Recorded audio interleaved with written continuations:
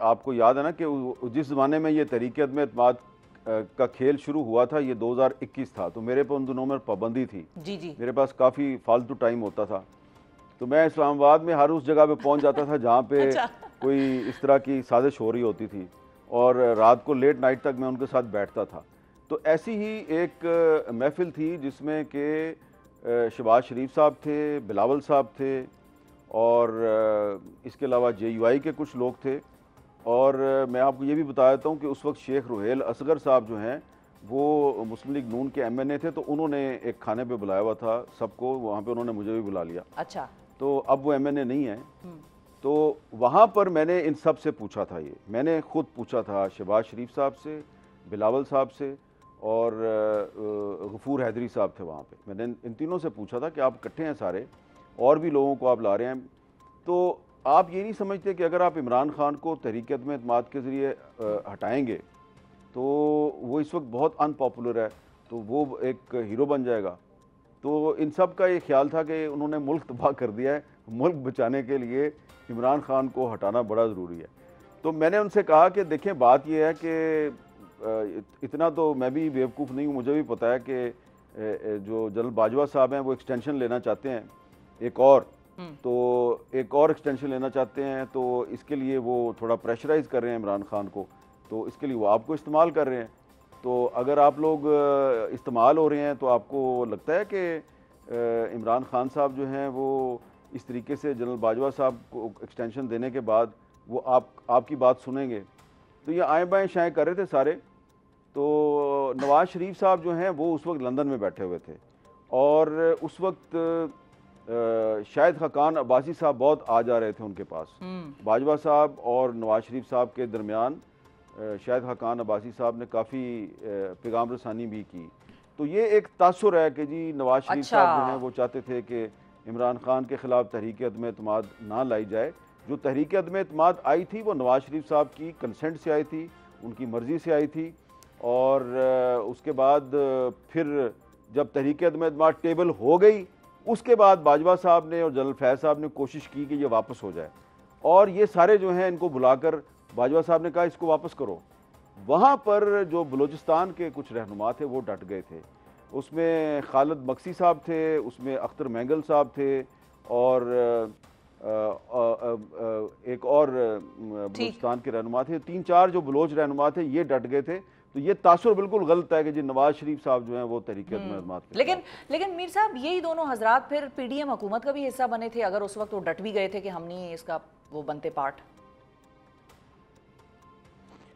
आप अख्तर मैंगल साहब की बात कर रहे हैं और खालिद मक्सी साहब की बात कर रहे हैं? जी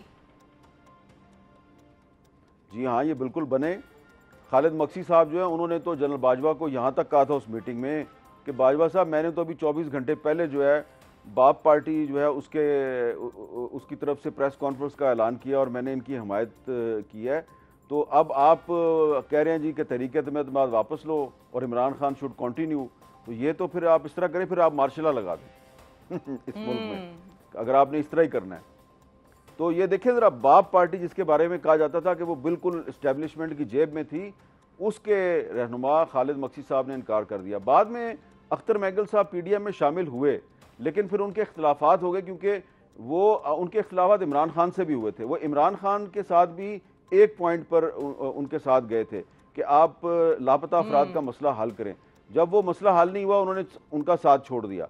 फिर PDM की गवर्नमेंट में भी उनका यही फटा था, और अभी भी उन्होंने जो असेंबली से इस्तीफा दिया हुआ है उसके पीछे भी यही कहानी है। बिल्कुल तो सही है। इसलिए आप ये कह सकते हैं कि इमरान खान के खिलाफ तहरीक एतमाद में वो लोग इनके साथ थे, लेकिन अब तो वो इनके साथ नहीं। हाँ जी, अब इनके साथ नहीं। तारीख बस बड़ी बेरहम होती है, बहुत सारे लोगों को बेनकाब करती जाती है साथ साथ। अच्छा मीर साहब ये बताएं आप कि पीपल्स पार्टी इस वक्त की क्या सिचुएशन है? कल हमारे प्रोग्राम में साहिबजादा हामिद रजा साहब थे, वो ये कह के गए हैं कि अब परेशान होने का वक्त वफाक का आ गया है और वफाक में भी कुर्सियाँ तब्दील हो सकती हैं, कोई और फ्रंट पे आके बैठ सकता है, तो नून लीग के लिए खासा परेशानी का वक्त है। और साथ ही खबर ये भी उड़ी हुई है कि पीपल्स पार्टी जो है वो बाकायदा तौर पर कैबिनेट में शायद शामिल होने की हवाले से बाज़गश्त भी चल रही है, बातचीत हो रही है, सोच विचार हो रहा है। आपकी इस हवाले से क्या इतलात हैं? पीपल्स पार्टी अभी कहाँ खड़ी है, क्या हो रहा है? वज़ीर आज़म शहबाज शरीफ साहब कोशिश कर रहे हैं काफ़ी अरसे से पीपल्स पार्टी को कन्विंस करने की कोशिश कर रहे हैं कि आप फेडरल गवर्नमेंट का हिस्सा बन जाएं, क्योंकि अभी पीपल्स पार्टी जो है ना वो सिर्फ कॉन्स्टिट्यूशनल पोजीशंस लेके बैठी हुई है। प्रेसिडेंट ऑफ पाकिस्तान का ओहदा है और 2 सूबों की उनके पास गवर्नरशिप है, तो इन ओहदों पे वो बैठे हुए हैं। तो लेकिन शहबाज शरीफ साहब चाहते हैं कि वो कैबिनेट में भी शामिल हो जाए। उसके लिए उन्होंने उनको 5-6 बड़ी अहम वजारतें भी ऑफर की हैं। इस पर पीपल्स पार्टी के अंदर इब्तदा में ये राय थी कि हमें इनके साथ शामिल हो जाना चाहिए, लेकिन फिर बिलावल भुट्टो जरदारी साहब जो हैं उन्होंने जब सलाह मशवरा किया, अपनी सेंट्रल एग्जीक्यूटिव कमेटी के अरकान से बातचीत की, तो उनका ये ख्याल था, ख़ास तौर पे जो पीपल्स पार्टी पंजाब के जो रहनुमा हैं, कि जी हमारी तो लड़ाई चल रही है मुस्लिम लीग नून के साथ सूबा पंजाब में, उन्होंने जो वादे किए थे वही पूरे नहीं किए, तो प्लीज़ आप इनका फेडरल गवर्नमेंट का हिस्सा ना बने। तो बिलावल भुट्टो जरदारी साहब ने अभी 2 दिन पहले भी ये कन्वे किया है कि हम फिलहाल फेडरल गवर्नमेंट में शामिल नहीं होना चाहते। इसकी एक देखें सीधी सी वजह भी है।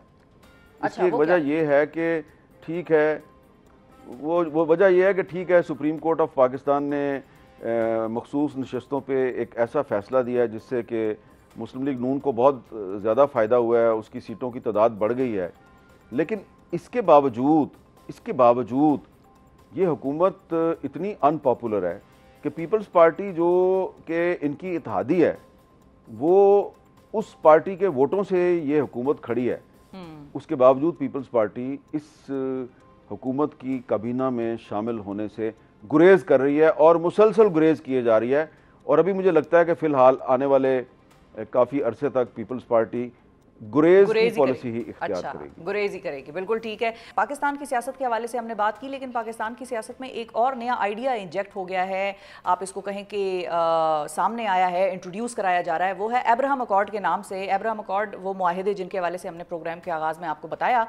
मीर साहब ये बताइए कि ये अब्राहम अकॉर्ड जो है, इसको तस्लीम करने के हवाले से ख्वाजा आसिफ साहब, राना सनाउल्लाह साहब के जो अचानक तवातर के साथ बयानात सामने आ रहे हैं, इस पर ज़रा अगर हम बात कर लें, क्या वाकई पाकिस्तान को इस हवाले से प्रेशर आ रहा है? पाकिस्तान से ये तकाजा किया जा रहा है कि आप अब्राहम अकॉर्ड को मान लेने पर गौर करें, और मतलब कहाँ से प्रेशर आ रहा है, क्या इसका सिलसिला चल रहा है, ये इसके हवाले से आपकी क्या खबरें? देखिए, ये अब्राहम अकॉर्ड जो है ना, ये उस वक्त ये बात शुरू हुई थी जब ट्रंप साहब का पहला दौरे सदारत था, जब पहली दफ़ा वो अमेरिका के सदर थे। तो उस ज़माने में ये बातचीत शुरू हुई थी। बज़ाहिर इसका मकसद तो ये है ना कि जो मुख्तलिफ मुस्लिम ममालिक हैं वो इज़राइल को बतौर एक मुमलकत के तस्लीम कर लें, उसके साथ सफारती ताल्लुकात कायम कर लें। असल मकसद तो ये है जी।